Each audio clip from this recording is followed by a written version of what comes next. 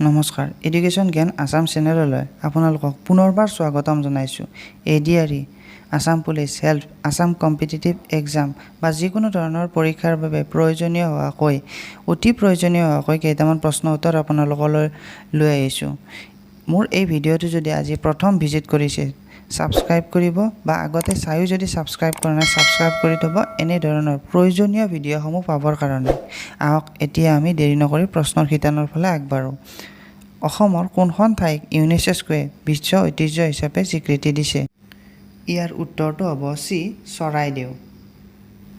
এইটো প্ৰশ্ন আন ধৰণে আহিব পাৰে। ইউনেস্কোৰ ফুল ফৰ্ম কি হ'ব? United nations educational, scientific and cultural organisation. ইউনেস্কোৰ মুখ্য কাৰ্যালয় ক'ত অৱস্থিত? এ আছে পেৰিছ, বি জাপান, আমেৰিকা আৰু লণ্ডন। ইয়াৰ উত্তৰটো হ'ব ফ্ৰান্সৰ ৰাজধানী পেৰিছত ইউনেস্কোৰ মুখ্য কাৰ্যালয় অৱস্থিত। এইবাৰ ৩ নম্বৰ প্ৰশ্ন, নিম্নলিখিত কোনখন নদী ভাৰতৰ সবাতোতকৈ দক্ষিণত অৱস্থিত? এ আছে Kaveri, B Narmada, C Godavari, D Mahanadi. ইয়াৰ উত্তৰটো হ'ব এ, কাবেৰী নদী দক্ষিণত অৱস্থিত। ভাৰতৰ দক্ষিণ ফালে কাবেৰী নদীৰ এটা অকণমান আভাস দেখুৱাবলৈ চেষ্টা কৰিছোঁ।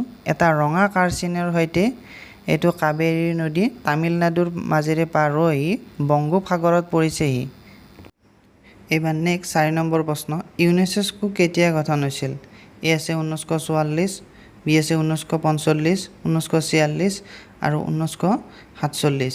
ইয়াৰ উত্তৰটো হ'ব বি, 1945 চনত ইউনেস্কো গঠিত হৈছিল। এইবাৰ হ'ল ৫ নম্বৰ, টুচু পূজা কোন জনগোষ্ঠীৰ এক গুৰুত্বপূৰ্ণ উৎসৱ?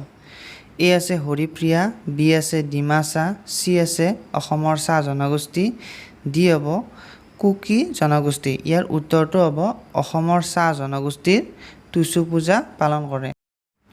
ইয়াত বাহিৰেও অসমত জনগোষ্ঠীয় কেইটামান প্ৰধান উৎসৱৰ বিষয়ে আমি কওঁ। মিচিংসকলে পালন কৰে আলি আই লৃগাং, বড়োসকলে বাথৌ পূজা, কাৰ্বিসকলে চামাংকান পূজা, ৰাভাসকলে ফৰকান্তি বা বৈশাগু পালন কৰে, তিৱাসকলে ইয়াৰলিং পাঠালা, আহোমসকলে উমফা পূজা, সোমদেও পূজা আৰু দেউৰীসকলে হাউনীয়া পূজা, বহাগীয়া বিচু, গাৰোসকলে মংগোনা, হাজংসকলে লিবাতানা বিহু, কাতি গছা, কাৰ্বিসকলে দুমাহী আলোন।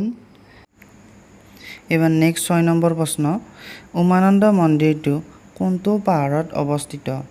এ আছে চিত্ৰাচল, বি আছে ভস্মাচল, চি আছে বিন্ধ্যাচল, ডি আছে সন্ধ্যাচল।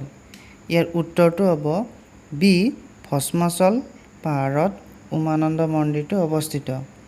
আৰু যদি আমি বেলেগকৈ ক'ব খোজোঁ, কামাখ্যা মন্দিৰটো কোনটো পাহাৰত অৱস্থিত?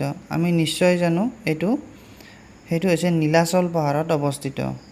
এইবাৰ নেক্সট ৭ নম্বৰ প্ৰশ্ন, অসমৰ ৰাজ্যিক পক্ষী বুলি কোনটো চৰাইক জনা যায়?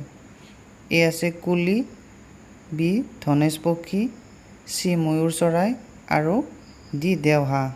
ইয়াৰ উত্তৰটো হ'ব দেওহাঁহক অসমৰ ৰাজ্যিক পক্ষী বুলি জনা যায়।